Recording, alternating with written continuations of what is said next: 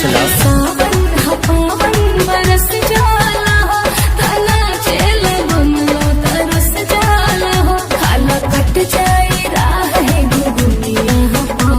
घुघुनिया हो सुना ए भाभी राज करे लगबू तू दुनिया का अच्छा बोल बोल